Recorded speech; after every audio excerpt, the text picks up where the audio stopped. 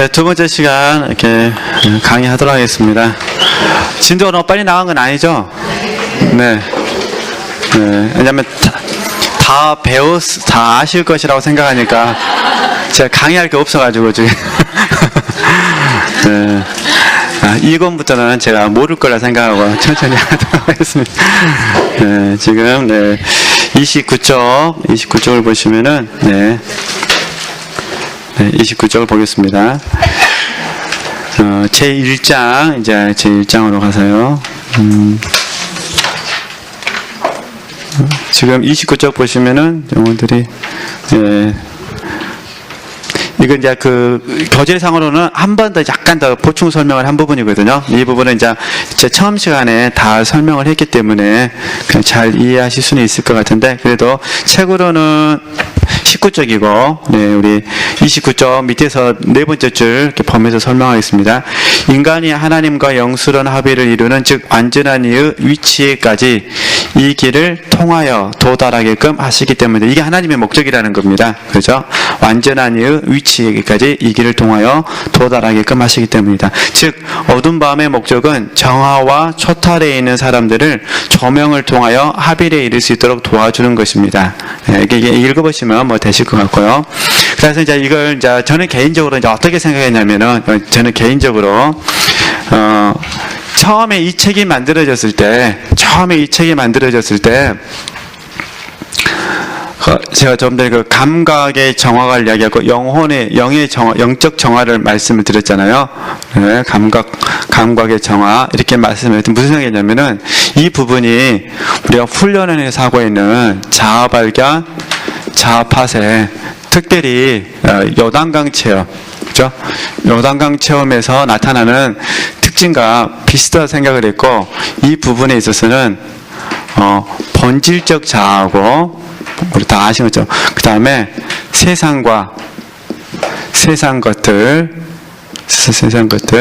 그 다음에 하나님의 어떤 것, 그죠? 이렇게 좀 생각을 했습니다. 지금도 이렇게 생각하고 있습니다. 이렇게 좀 우리가 이 책을 잘 좀 이해하기 위해서 좋은 방법은 아니지만 이런 언어들을 좀 우리가 빌려와서 생각해 보자는 겁니다. 그래서 감각의 정화 부분은 우리 지체들이 이해하실 때 요단강 체험을 기준으로 해가지고 전후로 이제 여리고까지 이해하시면 되겠죠. 여리고 요단강 체험 전후를 생각하셔서 책을 이해하시면 훨씬 더 이해하기 쉬우시고, 영의 어두운 밤은 본질적인 자아와 세상과 세상 것들에 대한 유혹, 그러잖아요. 그 다음에 하나님의 어떤 것에 대해 마음을 계속 두고 싶어하는, 그죠? 이런 유혹들에 대해서 생각하시면 좀 더 이해가 쉬우실 것 같아요. 그래서 이걸 이제 바울 사도시의 표현을 빌리면은 참 말도 좀 묘한 것 같아. 이기한 목사님은 주로 사도 바울에게 탁 돼가지고 항상 사도 바울 그러는데, 저는 바울 사도가 몸이 배워갖고 바울 사도 그러다 베드로 사도는 좀 이상하더라고요. 참 이렇게 이게 말이라는 게 좀 그런 것 같은데요. 네, 사도 바울 저는 바꿔야 되는데 네, 본질적인 자, 세상과 세상 것들, 하나님 어떤 것들, 이것들을 이제 통틀어서 바울은 어떻게 표현하냐면은 예수 그리스도를 아는 지식이 가장 고상하다 이렇게 표현하죠. 네. 그러니까 예수 그리스도라는 지식이 가장 고상한데 주님의 자리에 들어오려고 하는 것은 전부 다 뭐라는 거예요? 전부 다 유혹이라는 겁니다. 그래서 이것은 전부 다 방해물이다 이렇게 말합니다. 영적 성장에 대한 방해물이 되는 겁니다. 영적 성장에 대한 방해물. 그죠? 그러니까 나쁜 건 아니에요. 악은 아니에요. 물론 이제 세상과 세상 것들이나 본질적인 자는 나쁜 거죠. 그러나 하나님 어떤 것은 나쁜 건 아니잖아요. 그러니까 나쁜 것은 아닌데, 이해되시죠? 나쁜 것은 아닌데 좋은 영향력을 끼치지는 않는 거죠. 그러니까 아주 쉽게 이제 우리가 예를 들면은 어머님이 자녀를 사랑하는 것은 나쁜 건 아니에요. 그죠? 근데 하나님보다 더 사랑하는 것, 그죠? 아니면 어머님의 이기심에 의해서 자녀를 사랑하려고 하는 것, 그건 나쁜 거죠. 그죠? 그거는 자녀의 성장을 방해하는 거잖아요. 나로 하여금 하나님과의 관계성에 대해서 방해하는 거잖아요. 그렇죠? 이렇게 우리가 구분해 본다면 하나님께서는 구체적으로 우리의 구체적인 죄라는 부분에 대해서는 징계를 통해서 연단을 시키실 것이고, 이런 경우는 어두운 밤은 아니죠. 왜냐하면 내가 잘못해서 벌 받는 거니까. 그렇죠? 그러나 이게 아니라 나쁜 건 아닌데 영적인 진보에 대해서 방해했다면, 그래서 내가 뭐 속아가지고 뭐 아니면 내가 잘 몰라서 하나님 어떤 것을 너무 집착을 했다든가 이런 부분에서라면 뭐가 되겠습니까? 이런 경우에는 어두운 밤이 되는 거죠. 그러니까 앞으로 지체들이 이제 계속 반복적으로 훈련하시면서 꼭 구분해 주셔야 됩니다. 그러니까 같은 연단이어도, 연단이라는 단어는 같아도 죄 때문에 한 거는 어두운 밤 아닙니다. 이건 당연히 뭐겠어요? 이거는 징계. 그렇죠? 여기서 말하는 연단인 것은 나는 아무 잘못이 없는데 하나님이 나를 하나님의 사람으로 만드시기 위해서 넓히시는 과정. 넓히시는 과정은 뭐가 되는 거죠? 이거는 연단이 되는 거죠. 자, 예를 들면 요셉 이야기. 요셉은 감옥에서 연단을 받았습니다. 잘 아신 것처럼. 근데 요셉은 진짜 죄를 짓지 않았습니다. 이게 징계는 아니죠. 근데 요셉은 뭘 잘못했냐? 요셉은 하나님을 의존했지만, 하나님을 의지했지만 동시에 자기의 옳음을 증명하고 싶어서 바로를 의지했습니다. 그러니까 이게 죄는 아니라는 거예요. 이해되시겠죠? 죄는 아닌데 결국은 하나님께서 보실 때는 뭐라는 거죠? 방해물이 되는 거죠. 예수 그리스도라는 지식에 가장 고상해야 되는데, 그렇기 때문에 하나님께서는 요셉을 어떻게 하시겠습니까? 감옥에서 바로를 의지하는 마음을 철저하게 없애시는 거예요. 이런 의미에서 어두운 밤. 그 다음에 이제 32쪽으로 가서요. 네. 32쪽. 네. 여기서 이제 십자가 요한은 그 목적을 전부 다 말을 해 줍니다. 결국은, 책으로는 20쪽입니다. 책으로는 20쪽이고, 결국 하나님께서 저 여러분을 어두운 밤에 집어넣으시는 목적이 뭐냐 한번 보겠습니다. 책은 20쪽이고 강의하는 32쪽입니다. 한데 우선 알아야 할 일이 있다. 하나의 영혼이 회심을 해서 하나님을 섬기기로 작정한 뒤이면 하나님께서는 거의 항상 그 영혼을 영 안에서 뭐하는 거죠? 키워가신다는 사실이다. 키워간다는 거. 이게 양육이죠. 양육. 그래서 하나님께서 양육하시는 과정이 뭔가 봤더니 첫 번째가 우리식으로 설명하면 학습이요, 두 번째가 훈련이요, 세 번째가 연단이 되는 겁니다. 그렇죠? 물론 이제 이 중에 이제 이 연단 개념 안에서 우리 이계 목사님께서는 죄에 대한 연단과 그 다음에 하나님의 사람으로서 넓히심의 연단에 대해서 이렇게 구분해서 말씀하시니까 당연히 우리는 이 징계도 큰 의미에서 연단의 개념을 다 포함을 시키죠. 그러나 어두운 밤 자체적으로 본다면은 죄의 징계는 어두운 밤이라 말할 수는 없다는 겁니다. 그러나 우리가 정확하게 구분해내지 못하니까 범주 안에 포함되면서 하나님은 저와 여러분을 지금 뭐하고 계신다는 거죠? 양육하고 계신다. 그 양육의 방법이 뭐냐? 이게 바로 이제 자아 발견, 자아 파악을 통해서 감각을 무엇시키냐죠? 깨끗하게 하시는 것이다. 이게 어두운 밤, 첫 번째 만나는 어두운 밤인데, 이게 하나님이 저와 여러분을 지금 양육하시기 위해서, 키워내시기 위해서 이렇게 이해하시면 됩니다. 그래서 이런 관점에서 바라본다면, 우리가 바르게만 분별해서 어두운 밤을 바라보게 된다면 너무너무 어두운 밤은 우리에게 축복이라는 겁니다. 근데 항상 그래요. 통과 전에는 축복이 아니고 통과해야 축복이죠. 이게 문제인데, 그래서 우리가 그러나 이제 지금 정도 되면은 우리 지체들은 그러지는 않으실 거예요. 지금은 아마 딱 어두운 밤이 오면은 그냥 하나님께 감사로 화답하실 줄 믿습니다. 하나님 참 잘하셨습니다. 이렇게, 네. 이렇게 한번 이해하시면 되실 것 같고요. 네. 그래서 그 다음에 이제 이 부분에 있어서 중요한 부분은 이제 운총론에 대해서는 이미 어거스틴 공부할 때 다 공부했으니까 굳이 제가 자세히 설명하지 않아도 될 것 같습니다. 34쪽에 가서 강의 34쪽. 네. 네. 다시 제가 읽고 바로 35쪽 하겠습니다. 하나님께서는 거의 중간 부분, 하나님께서는 거의 항상 그 영혼을 영 안에서 키워가신다는 사실 다 이제 말씀을 드렸고요. 그 다음에 이제 35쪽에 가서 어떻게 키워가시냐 보겠습니다. 35쪽 한 네 번째 줄. 사랑 깊은 어머니가 가냘픈 어린이를 가슴의 체온으로 덮여주고 달콤한 젖과 부드럽고 맛난 음식을 먹이며 그 팔로 안아주고 쓰다듬어 주듯이 하나님께서도 그렇듯 뭐 어떻게 하시나요? 우리를요 귀여워하시는. 이게 십자가 은혜죠. 처음 은혜 받았을 때 그러시죠. 그러나 이제 또 중요합니다. 그러나 어머니는 어린이가 커감에 따라 부드러운 사랑을 감추면서 응석을 받아주지 않고 다디단 조통에다는 쓰거운 노예즙을 발라 아기를 품에서 내려놓고 제 발로 뭐한 거죠? 걷게 하시는. 이게 초심자예요. 초심자 지금. 이해되시죠? 중생에서 이제 초심자가 갑니다. 드라마틱하게 지금 설명 잘 해놓으시는데, 하여튼 뭐 내용 잘 알고 다 경험하셨으니까. 36쪽. 네. 그렇게 하는 이유가 뭐냐 보겠습니다. 36쪽 위에서 세 번째 줄. 어린이의 구실은 뭐고요? 그만하고 어른다운 큰일에 처신을 하라 합니다. 잠오와 같은 하나님의 은총도 영혼을 재생시켜 하나님 섬김에 새로운 열과성을 베풀 때면 꼭 뭐하다는 거죠? 그러하다는 겁니다. 그럼 이걸 이제 우리에게 적용하면은 책에 다 있으니까 장성한 사람이 되면 잘 아시는 것처럼 장성한 사람이 되면 어떻습니까? 장성한 일을 해야 됩니다. 그러면 동시에 어린 아이의 일을 버려야 됩니다. 그죠? 그러면 이제 이 말씀 가지고 그대로 정의도 마찬가지죠. 왜 어두운 밤에 오겠습니까? 장성한 사람에 대해서 장성한 일을 하면 어두운 밤에 안 옵니다. 근데 장성한 사람이 됐는데 무슨 일 하고 있어요? 어린애 일을 하고 있어요? 그럼 뭐가 되는 거죠? 어두운 밤이 옵니다. 어두운 밤.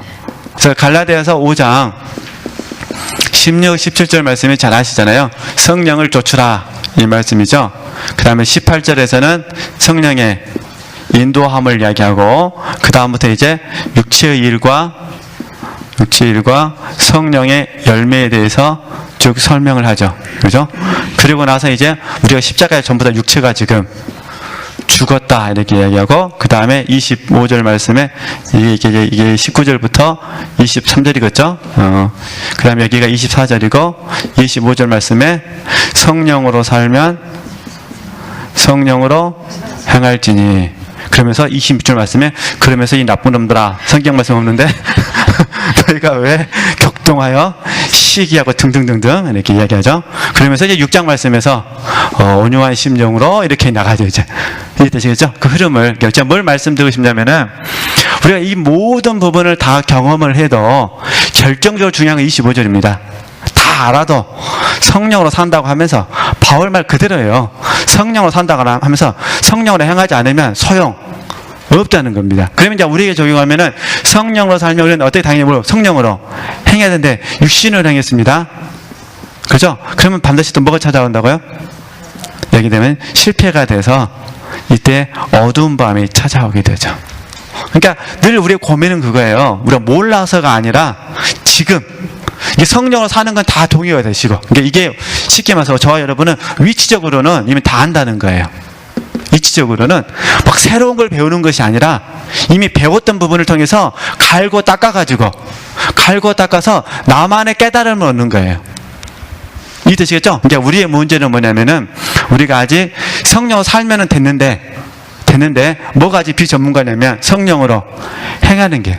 그러니까 전문가는 육신으로 행할 때쯤 딱 되면 멈춰버립니다. 아, 내가 육신이구나 하면 딱 뭐 하는 거죠? 멈춘데 비전문가는 육신으로 행했다고 말을 해줘도 안 멈춥니다. 멈출 줄을 그걸 배우지를 않았으니까. 그러니까 이게 지금 저의 고민이고 우리 지체들의 고민입니다. 그렇죠? 그러니까 이 고민을 잘 해결해 주는 게 뭐라는 거죠? 어두운 밤이다. 그래서 앞으로 이제 1년 동안 모든 처방은 다 뭐로 통해요? 어두운 밤. 목요일날 걱정이에요. 뭐죠? 어두운 밤 이러면 안 됩니다. 제 시간에만. 그래서 가만히 생각해 보면은 우리 지금 멘토 되신 지체들이 영적 지식을 한 부분은 이계 목사님이 계시니까 충분하지는 않겠지만 그래도 다 잘 알고 계신 것 같아요. 근데 문제는 뭐냐면은 현재성 속에서 딱 내가 육신이라고 알았을 때 그때 1초 만에 멈추고 얼른 영으로 전환하느냐 못하느냐의 문제인 것 같아요. 예, 저도 늘 그게 고민인데 우리가 한번 같이 이런 책들을 통해서 고민을 좀 풀어가면서 도움을 받으셨으면 좋겠습니다. 그 다음에 좀 더 내려오시면은 이제 영혼으로 하여금 제 힘 하나 들이지 않은 채 하나님의 일마다 해서 달고 만난 영의 젖을 발견하게 하고 영성 수행에 대단한 취미를 느끼게 만든다. 이게 하나님께서 하신다는 거죠. 그죠? 하나님께서는 가냘픈 어린이에게 하듯 부드러운 사랑의 그 다사로운 가슴을 그에게 주시는 것이다. 그러니까 초심자 입장에서 봤을 때는 이제 처음에 은혜를 받은 사람에게는 우리가 이제 단순하게 말씀, 기도만 적용하겠습니다. 말씀과 기도가 너무너무 뭐하다는 거죠? 달콤하다는 거예요. 처음에는. 근데 이제 하나님께서 진짜 훈련하려고 마음 먹으시는 게 초심자에서 나아가는 자로 만드시려면 하나님 어떻게 하신다는 거죠? 달콤함을 주지 않으신다는 거예요. 철저하게 우리를 메마르게 하신다. 메마르. 이 메마르니까 뭐 되냐? 자아가 노출되는 거죠. 자아가 메말라지니까. 하나님의 은혜가 있었을 때는 자아가 노출이 안 됩니다. 메마르지가 않으니까. 하나님께서 우리를 훈련하려고 작정하시면은 자아를 반드시 뭐 하시는 거죠? 노출시키죠. 이 부분을 이제 다음부터 이제 7가지를 설명하기 위해서 지금 이렇게 좀 부드러운 말로 지금 설명하고 있는 겁니다. 그죠? 그러니까 이렇게 어렵게 이해하실 거 없으시고, 그래서 38쪽에 보면은 3번.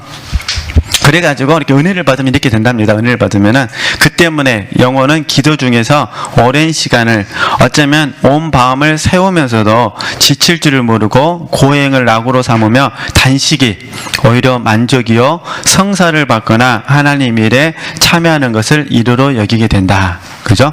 뭐 다 경험하셨으니까 좀 내려오면, 하지만 영성인들이 아무리 열성을 가지고 효과적으로 이런 일들에 참여한다 할지라도, 또 일을 쓰고 다루는 데 정성이 지극하다 할지라도 영성적으로 말하자면 되게 아주 뭐라는 거죠?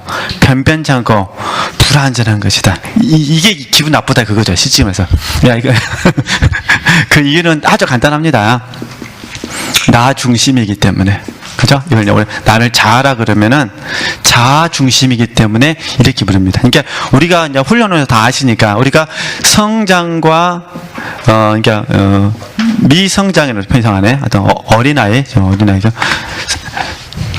성장한 사람과 어린아이를 구분하는 거는 저는 딱 절대적인 기준은 하나입니다. 내가 지금 자아로 사느냐, 그러니까 반대로 써야겠죠. 자아로 살면 그건 신앙생활 50년을 해도 영적으로 뭡니까? 어린아이입니다. 어린아이.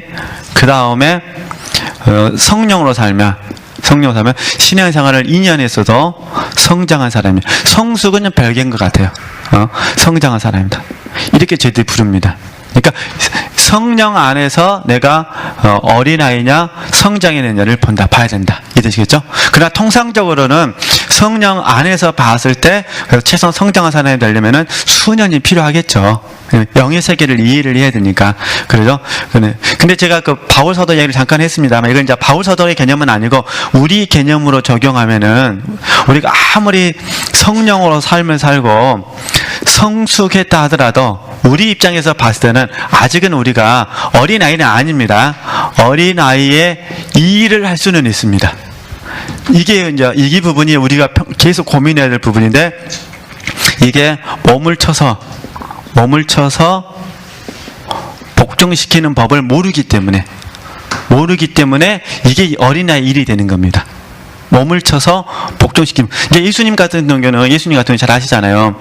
사람들이 돌을 쳐서 예수님을 죽이려고 해도 예수님은 꿈쩍하지 않으셨는데, 우리는 돌이 뭡니까? 한마디만 열받는 소리만 해도 어떻습니까? 열받으면 소리나 해도 영으로는 그래 옳소이다 이렇게 된 것이 하나님의 뜻입니다. 했지만 결국 뭐가 안 됩니까? 몸을 쳐서 복종이 안 됩니다. 그래서 반드시 뭘 해야 되냐? 말을 해야 되냐, 말을. 그래가지고 이 말로 다 다 쏟아버리니까 이 말 때문에 또 해방이 있고 말 때문에 또 싸우게 되고 이러게 되지 않습니까? 그래서 중요한 부분이, 그래서 저도 제 자신을 보면서 느끼는 게, 공부는 계속 하고 있으니까 이 원리는 계속해서 반복적으로 알아가는데 늘 힘든 부분이 현장성 속에서 제가 이 부분이 좀 약한 것 같아요.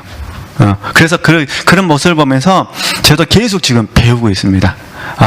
저의 본질적인 자아를 보면서, 사람이란 다 이런 부분이 있구나. 제 자신을 보고 있는데, 그러면서 또 아파하고, 또 하나님께 기도하고, 또 은혜를 구하고, 또 용기를 내서 사역을 하고 있습니다. 근데 이거는 하나님께서 보실 때 어린아이의 일이다. 이게 어린아이는 아닙니다. 근데 뭘 하고 있다는 거죠? 어린아이의 일을 하고 있다. 그게 우리가 이걸 뭐라 하냐면, 이걸 객관적 구속사라는 관점에서 봤을 때, 이때 우리가 사용하는 말이 미숙하다 이 말입니다. 그러니까 객관적 구속사라는 거는 하나님의 사역에 참여하는 거잖아요. 이게 사역에 참여하는 과정 가운데 뭐가 있다는 거죠?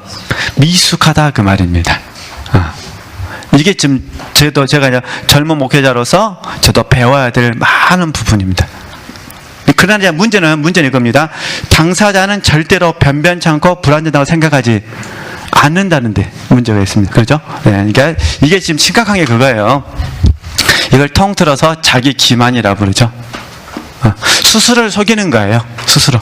그러니까 스스로는 절대로 자기가 부족하다고, 불완전하다고 절대로 생각하지 않는다는 거죠. 자기 입장에서 전부 다 뭐 하는 거죠? 완전한 거죠. 이게 자기 기만. 그래서 마귀가 저와 여러분을 뭘로 속이냐? 자기 기만으로 속이는 거죠. 그래서 이 부분을 나르시시즘이라 부르죠. 이 자기 기만에 빠지게 되면 진보에 대해서 힘쓰지 않습니다. 가르치기 위해서 공부합니다. 판단하기 위해서 공부하죠. 이러면 안 됩니다. 그렇죠? 항상 우리가 공부하는 이유는 자기 기만이 아니라 성령의 빛비침 안에서 항상 줄임 상태, 의에 줄이고, 목사님께서 이미 설교하셨지만은 이 줄임의 상태에 빠져 들어가야 된다는 거, 그렇게 이해하시면은 좀 더 도움이 되실 것 같습니다. 그 다음에 나머지는 읽어보시면 그냥 다 아시는 부분이고요. 39쪽에 가서 맨 마지막 부분. 사람들이 무엇 때문에 이런 일들, 영성 수행들에 끌리게 되었는가 하면, 그 다음에 이게 40쪽 중간 정도 보면요. 네, 설명을 생략하겠습니다.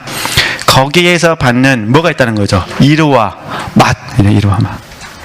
그러니까 훈련을 하면 훈련이 가져다 이루가 있고 가져다 주는 뭐가 있다는 겁니까? 맛이 있다는 겁니다. 맛. 그죠? 좀 더 읽고 설명하겠습니다.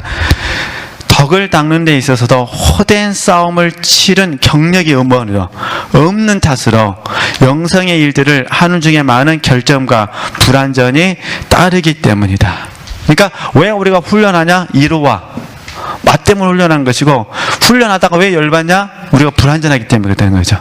그죠? 어려움이 찾아왔을 때, 훈련 받는 과정 중에 어려움이 찾아왔을 때 어려움을 어떻게 극복해야 되는지를 경험이 없으니까 실족할 수도 있고, 경험을 주면 이루와 맛 때문에 내가 교만에 빠질 수도 있고, 이렇다 그 말입니다. 네, 이렇게 이해하시면 되시고요. 우리 옛날 모습 생각하면은 그 말 좀 잘 이해할 수 있을 것 같습니다. 그래서 41조. 결국 사람은 누구나 스스로 지닌 완전성의 역량을 따라서 작용하기 마련인데, 이런 사람들은 굳센 역량을 지닐 만한 여지가 없으니 힘없는 어린이와 같이 약하게 일할 수밖에 다를 수가 없는 것입니다. 이 점을 더 똑똑히 밝히고 초심자들이 맛을 따라 쉬운 일만 하다가 덕 닦음에 흠이 많음을 보여주기 위해서 칠제정을 가지고, 아까 7가지 공부했잖아요. 가지고 이를 지적하고 각자가 지니고 있는 숱한 결점 중에서 몇 가지를 들추면 사람들이 하는 짓이 얼마나 뭐란 거죠? 아이스러운가를 알게 될 것이다. 이렇게. 그래서 42조 갑니다. 네. 아울러 중간 부분, 우리가 다음에 다뤄나갈 어두운 밤에 얼마나 많은 보배를 이바지해 주는가를 알 수 있을 것이니 실로 이 밤에 모든 불완전을 어떻게 하는 거죠? 깨끗이 씻어주는 까닭이다. 그래서 이거 정리하고 이제 마치도록 하겠습니다. 그래서 지금 십자가 요한은 좀 표현이 이상하지만은 자기 내면의 상태를 윗집, 아랫집으로 정리를 했습니다. 지금 앞으로 공부할 부분은 뭐의 부분이죠? 아랫집. 윗집은 뭐냐? 영이고, 아랫집은 뭐랍니까? 우리식 말하면 혼하고 몸, 육체입니다. 그러니까 이 시에서 나중에 나오는데 윗집은 영이고 아랫집은 육체인데 윗집에서 사는 사람이 아랫집을 통과해서 나와야 된다. 이렇게 말합니다. 이해되시겠죠? 그러니까 윗집에 있는 사람이 아랫집을 통과해서 나와야 돼요. 이게 이제 제스피엔 루이스가 말하는 십자가의 도와 내용이 똑같습니다. 제스피엔 루이스는 속 사람이 겉사람을 통하여 자유자재로 흘러 나와야 된다. 그러니까 윗집에 있는 영혼이 아랫집의 육체를 통하여 그대로 뭐라는 거죠? 나와야 된다. 그죠? 이렇게 해서 우리가 이제 어두운 밤을 공부하게 되면은 오치만의 차이라든가 제스피엔 루이스 책을 덤으로 같이 쭉 이해할 수가 있다는 거. 특별히 이제 잔느 기용 책을 훨씬 더 이해하기가 쉽습니다. 이렇게. 그래서 어려운 건 아니시죠? 근데 아직 아랫집이 정리가 안 됐으니까 윗집이 지금 흘러나올 수 있어요, 없어요? 없어요. 그래서 다음 시간부터 아랫집 7가지를 뭐 해보겠다? 어떻게 처리하는지, 청소하는지 한번 공부해보겠다. 그 말입니다. 그래서 기대하시고, 네. 아랫집 청소하러, 네, 다음 주부터, 네. 그래서 43쪽부터 다음 주에 공부하도록 하겠습니다. 네, 하나님께 영광 돌리겠습니다.